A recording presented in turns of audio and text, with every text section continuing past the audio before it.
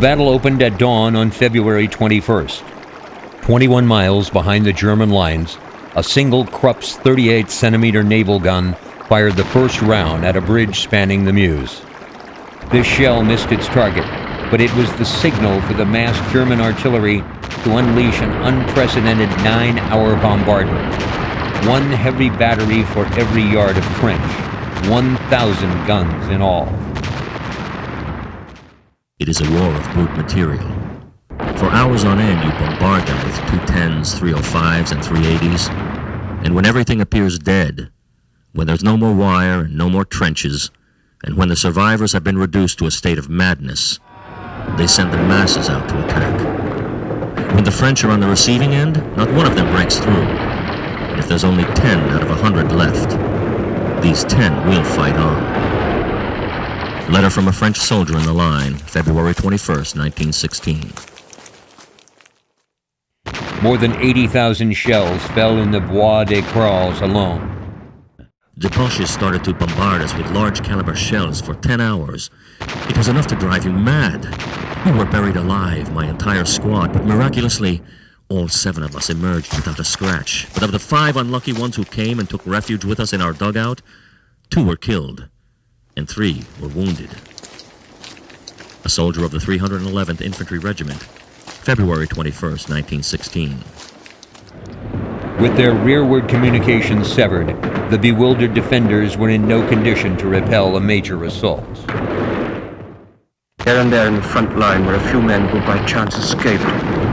In all our minds we had the same thought, that everyone to right and left had been killed.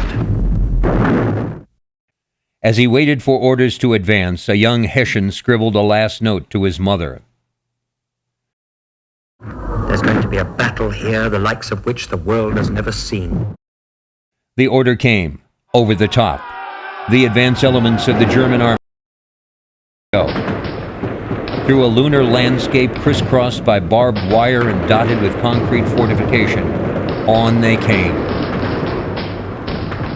They moved slowly, not in a straight line, as though they were picking their way. Nothing could have looked less like an assault. Some of the Germans had containers strapped to their backs. They seemed like laborers going to spray the vines. These laborers were carrying flamethrowers. The Germans were trying out their new weapon on the French. The tons of oil propelled by compressed nitrogen turned men into flaming torches. Fortunately for the French, the German planners had been too cautious. They had given strict orders limiting infantry operations on the first day to strong fighting patrols, which would employ infiltration tactics to seek out weak spots in the French line. Only the 7th Reserve Corps commander, General Hans von Zweil, disregarded these orders and showed what might have been achieved. He deployed stormtroopers just behind the fighting patrols, and in 5 hours secured the Bois de Haumont. In the Bois des Craux, however, Émile Driant's shrewd use of strong points instead of continuous trench lines enabled the surviving chasseurs to defend that position obstinately against the German 28th Corps. On February 22nd, von Zweil was again spearheading the German assault, bursting through a regiment of territorials on the French 72nd Division's left at the Bois des Concevois, and then seizing Haumont to tear open a gap in the French first line of trenches and expose the left flank of the Bois des Craux. During the late afternoon, the heroic Driant was killed while attempting to lead his shattered battalions to the safety of Fort Beaumont. In less than 2 hours, much of the French front line had crumbled. But the Germans were also suffering heavy losses, especially among the elite stormtroopers. Losses they could ill afford. The next day, the Germans came up against an intermediate line that had only recently been created, and so was not marked on any German map.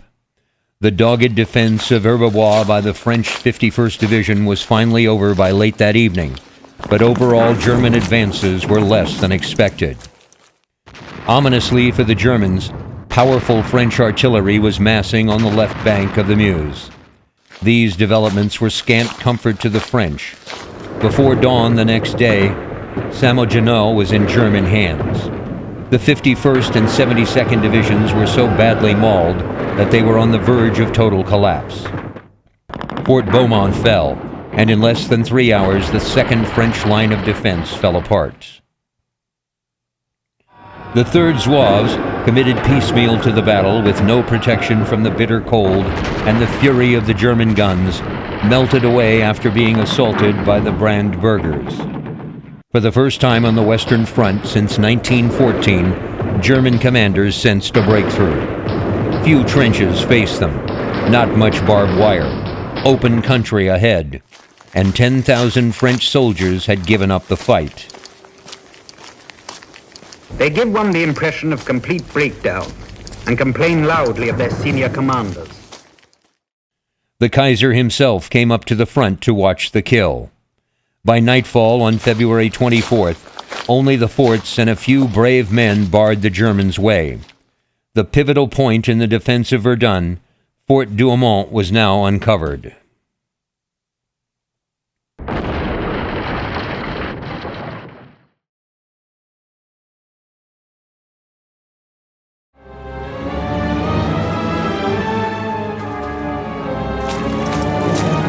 On February 25th, the men of the elite 24th Brandenburg Regiment entered a gap left by the retreating 3rd Zouaves. They had no orders to capture Fort Douaumont. The objective lay short of the fort, but their regimental motto was, "Do more than your duty." In small groups, they pushed beyond the stipulated objectives as far as Fort Douaumont. Emboldened by the curious inactivity of the fort, a few pioneers, under a sergeant named Kunze, pressed through the outer defenses to the dry moat. Still undetected, they climbed through a gun embrasure into one of the fort's galleries. Inside the fort, the garrison numbered less than 60 overaged and undertrained territorial reservists, commanded by a sergeant major. A handful of men were manning the guns. Though German 42-centimeter shells had not inflicted critical damage on the fort, the shock waves and fumes they produced had driven the majority of the defenders to shelter in the bowels of the concrete bastion. It's an unending hell. I live in a casement at the bottom of the fort with the light on day and night. You can't go out for fear of shell fragments which fall daily into the trenches and onto the fort. In a word, it is solitude in all its horror. When will this veritable martyrdom end? Letter discovered on the body of an unknown French soldier. Kunze was followed in by 3 other assault teams. Without a fight, the defenders of Fort Douaumont, the world's most powerful fortification, surrendered. The capture of such a prize at minimal cost sparked national rejoicing in Germany. The Crown Prince himself decorated the brave Brandenburgers. The attackers appeared to have cleared a route into Verdun, only 5 miles away. In Verdun itself, confusion reigned. Whispers were exchanged. The city is lost. The commander of the French Central Army Group, de Langle de Carry, advocated the immediate withdrawal of all remaining French forces to the heights to the east and southeast of the fortress city. However, the combative de Castelnau at French General Headquarters opposed this withdrawal. Having ensured that General Henri-Philippe Petain's Second Army would be brought out of reserve to hold the left bank of the Meuse, he also called for Petain's area of responsibility to embrace the right bank of the Meuse, which was to be defended at all cost. Petain, a peasant from northern France, was a colonel due for retirement at the start of the war. Now Petain was summoned to come forward as the savior of France. The soldiers had heard the stories told of Petain. They knew he cared for his troops and that he was frugal with men's lives. By 1915 and 16, there's more of an equal exchange going on between the enlisted men and their officers. Officers continued to mainly be middle class. They were not, as in the British Army, more of an aristocratic class. That's actually not so true in the French Army. You also had a lot of NCOs being promoted up through the ranks because the casualty rate for officers was so high that they were just promoting from within.